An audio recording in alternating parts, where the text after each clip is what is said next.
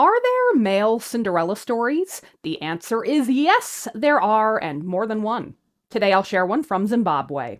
This is Oops All Cinderellas, a series where I, Liz, am sharing as many of the world's Cinderella folktales as I can before I turn into a pumpkin.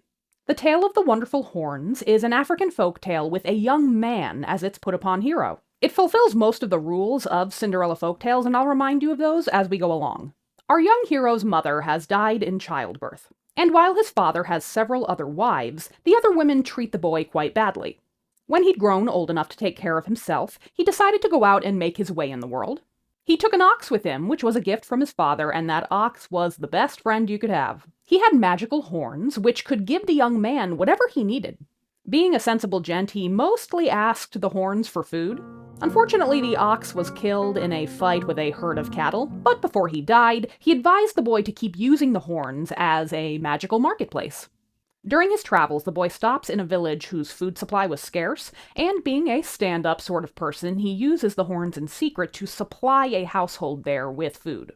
He receives lodging in exchange for that, but the owner of the house happens to catch him asking the horn for the food. So he steals them and tries the magic for himself, but it turns out only the boy can demand things of the ox horns. At the next stop, our young Cinderella made, he was refused entry due to his battered and soiled appearance.